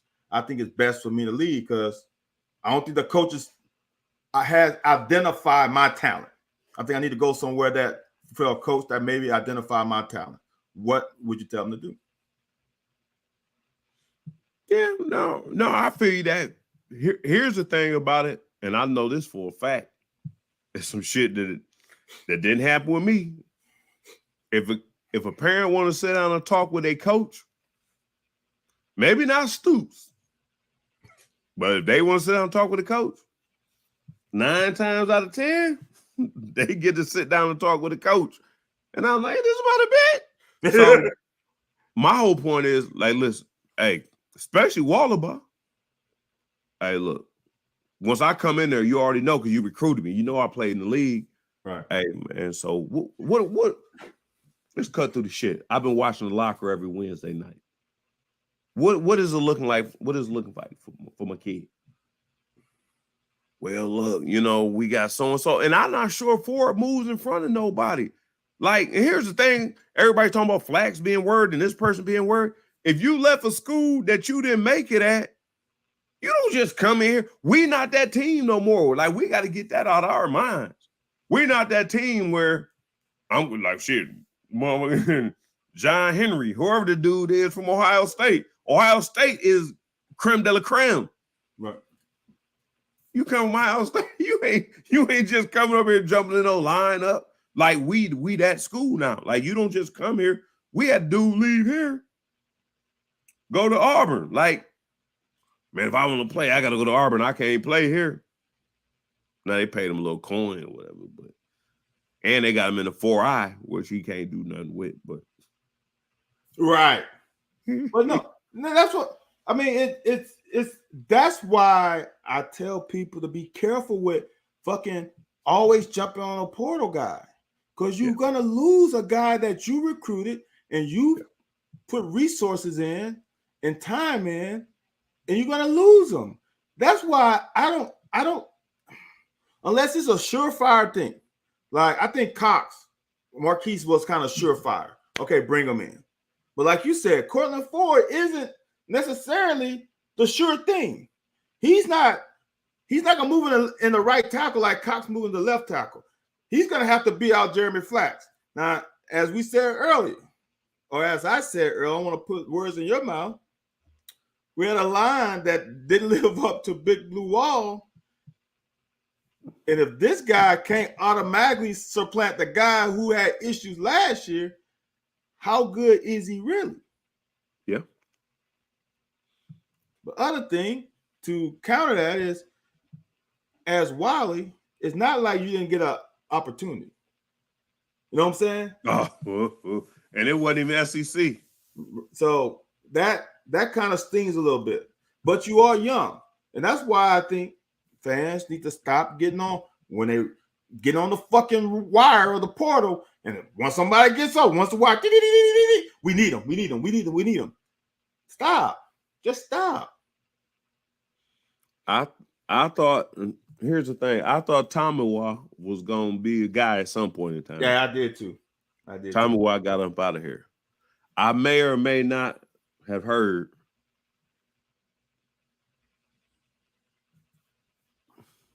we had like, no, we not just playing. We not just putting you up there because you want to play. Right. Like you have to do X, Y, Z. Right. And it's well documented. Like once you can do this, and this, we got some guys who can give you 8 plays a game. We got some guys who give you 9 plays a game. We got to get back to dudes who can give you 30, 40 plays a game. Right. And those guys who can't give you one or two. And so, like I said, so seeing Tommy Waugh leave, I was kind of questioning.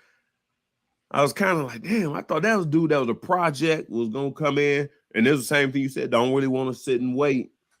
But also, don't want to do what it got to take. Because I'm not sure how much Oxendine we're going to see. Oxendine gave us one good season. No, not in the whole season because he got hurt.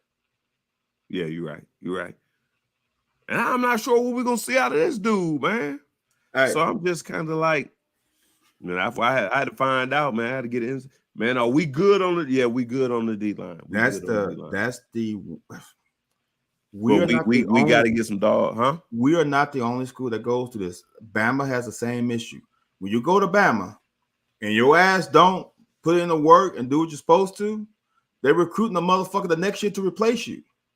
You might have been a 5-star. How many 5-stars have left Alabama?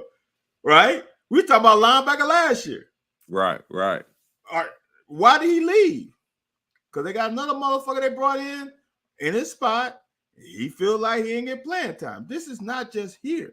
That I'm gonna say this. We're in a better spot. We played on situations. You and I. Well, I'm gonna say me because you played on a little better team.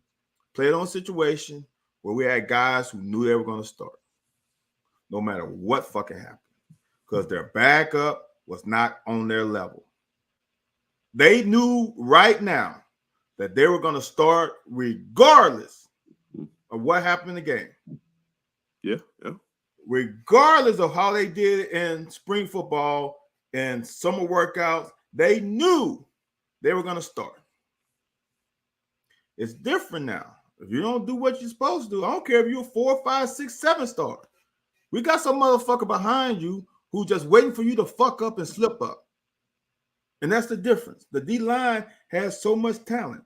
You got guys who you don't even know. Like the guy who slipped through the crack last year was Saunders. No one is fucking talking about Saunders. No one. Like, who is Saunders? If you really watch the game, you will understand who he is. Like, that's why Ox might be odd man out. I talked to somebody yesterday was talking a lot of stuff about Saunders. One of my friends is one of my homeboys, and ain't nobody. So it's just that we are Tomawa hurts, but we have so much. Dude, don't worry about the fucking defense. I'm telling y'all right now. I hear people talking about the secondary.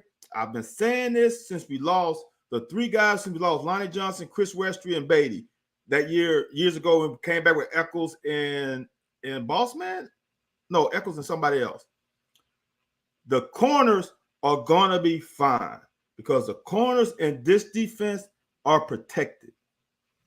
Don't worry about it. Bossman. It wasn't. It was Bossman, I think. They were Eccles. Yeah, I think it was Bossman. So we're gonna be, dude. Don't worry about the secondary, especially when you got Deion Walker and Silver and Saunders and all the rest of the crew.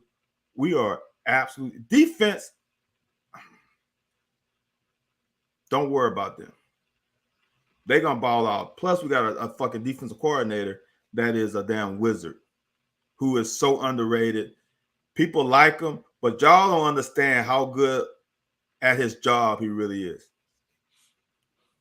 Hold on. Can I chime in? Yeah, man. Just making sure I can say something about this. I ain't no defensive guy. I was on defense for a minute. You know what? I watched, and I've been doing some research on, just watching film and just doing research on what's going on. You are absolutely fucking right, man. We got players that can't play. Not can't play like good, but like Alabama. If you're not on Alabama or Georgia level, then we not considered playing. Like if you are just playing, or if you are a starter for Kentucky, that ain't got nothing to do. If you're not playing on the level to beat Georgia or Alabama, we not counting it because we not on that level. Man, Brad White, and I know this. I know we got players that can play 10 plays, players that can play 15, players that only give you 4. This motherfucker. So depending on the down the distance, whoever was just in the next play, this motherfucker comes out with a defense, knowing his personnel, all 11 men. We got to call this not what's best for the game, but what's best was personnel. That shit, that's Eddie Grant level. That's Eddie Grant level. That is, and I don't know if Stoops know what the hell he doing and picking these people.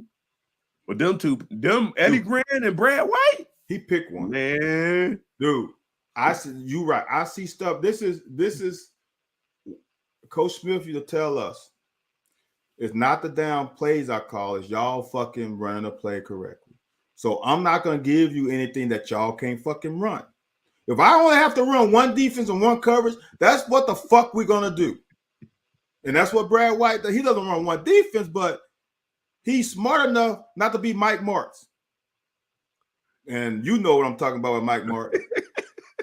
He's smart enough to say, I'm going to run what my guys can run. And fans will be pissed off. Why are we not blitzing more? Why are we not putting more pressure on the quarterback? Why are we not blah, blah, blah, blah, blah, blah?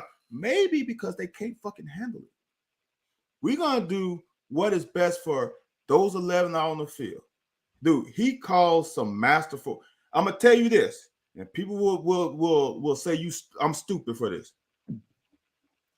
That game plan he had against Tennessee was damn good. Oh yeah. It was damn good. Yeah.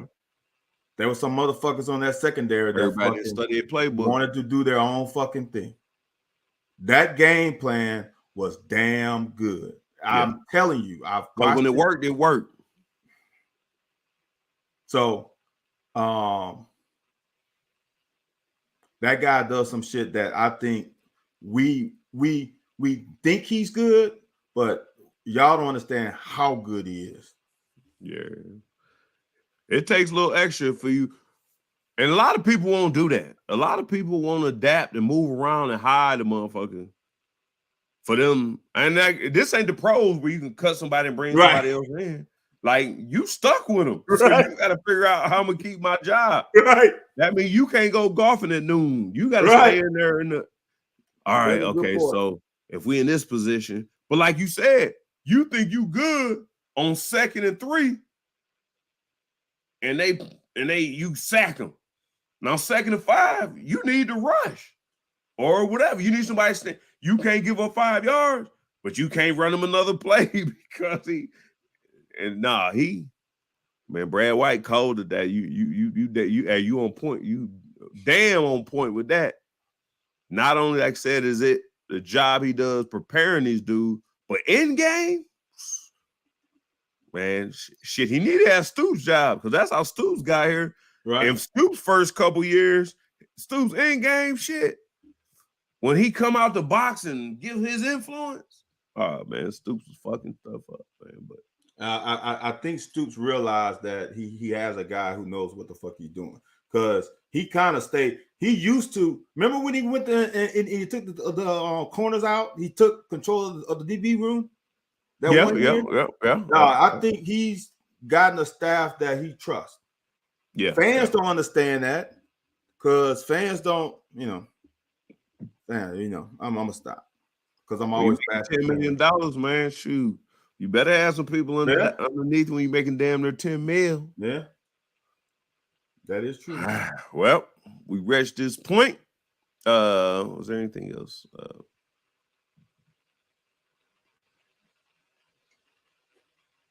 Thank you, Steven. Yeah. Thank you, Steven. Yeah. We don't risk it. We don't risk it. We run. We make sure we don't bring 8 people. We always got everything covered. This last thing for me, because it's late for you. You know when I knew how good Brad White was and his scheme was and everything that we did on defense? Kirby Smart, not this season, but the season before we had that great defense. The year before that great defense, Kirby Smart, all years prior, was a pressure team. Put their cornerbacks on islands and pressure. They got beat sometimes, a lot of times, because you put those corners in bad positions. That championship year, they did not blitz that much at all. They ran a similar scheme to what we ran. The difference is they had two D linemen who are now first round fucking picks in the NFL playing with each other. Then they had two linebackers who are first round picks in the NFL on that defense.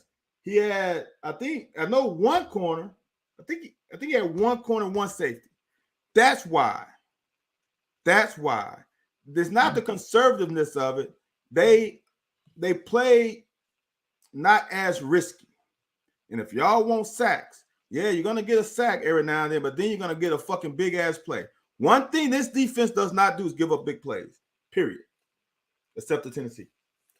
And that's one thing I've been talking about with some of the people.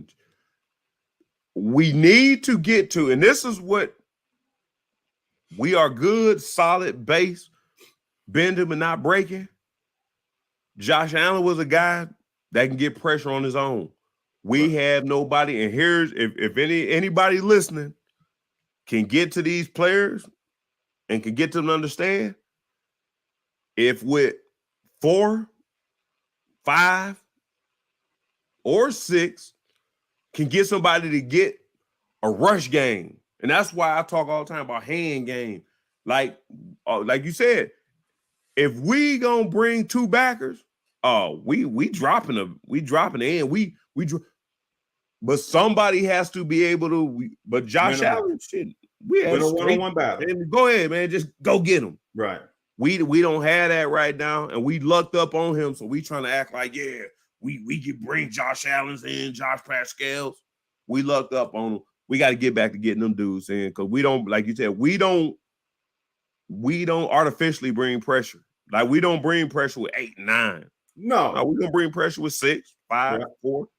I don't even think we're gonna bring pressure with 6. No, we bring pressure. We'll overload a side and bring 5. Yeah, that's what I'm saying. So most we gonna do is 5, because we not willing to give up something to get something, because we don't get there. But if we got somebody that can get there, we made them do that. We got to get back to that. So we appreciate Brad. Yeah, everybody want Brad White, man. Yeah. When we all start doing them people start talking about how we gonna keep so Brad White is one we need to keep. We need to keep Coach Stu. Coach Stu, right now, the only position we got solidified where we know they gonna ball out. Linebacker, we gonna ball out as well, but we ain't got no depth no more. We lost everybody. We gonna be back next week. Try to LSU got a House. Yeah, they got Matt House. Yeah, they got Matt House. They trying to get all. They trying to poach all our people. Man, Coach Stoops, man, they do what he got to do, man. Get us on the road. I'm gonna say this before we get off here. I'm gonna say it real quickly before we get off here, but no, I'm looking at 7, 8 wins. Like, I got to be convinced, man. They need to convince me. I ain't been to 8 wins. I ain't been to 8 wins in a long time. That's where I'm at right now, about 8 wins. I ain't really convinced off the team. I ain't sold. Hold on. You at 8? Bought. You at 8? Or you at 7? If I had to bet, I would bet 7. But I'm gonna get benefit of the doubt for 8. Hey, Anthony, you know what's crazy? About 5 years ago, we were talking about 5 or 6. I'm just being real. So if 7 is your floor, that's pretty damn good. Oh, yeah. That's where we at now. This ain't 1995, 6. Shit, 2005, 4, 6, man. Shit, 2009. We own Florida. Baby, when they ain't beating us by 150 points in 2 games or nothing. 140 something, wasn't 150. Oh, my bad. I was close. All right, man. We appreciate y'all. I don't know what's going on with basketball. If y'all gonna keep tweeting about Hunter Dickinson, is Hunter Dickinson, is not Hunter Dickerson. Stop disrespecting that man's name. That ain't gonna help out our recruiting. I'm just doing dumb shit in general. But keep watching the show, man. When we start, I ain't gonna say it. There may be some monetary compensations for you to watch, but we ain't on that right now. Go to Facebook, Twitter, Instagram, TikTok, YouTube. Like, subscribe, bring your friends, bring questions. Let's talk UK football, basketball, anything else you got going on. Golden Warriors, get back on it. Golden State Warriors, because Brian can't do it again. Van ain't a LeBron fan, but he's a Lakers fan. So I don't want Van being happy, and I don't want LeBron being happy. We'll see y'all next week.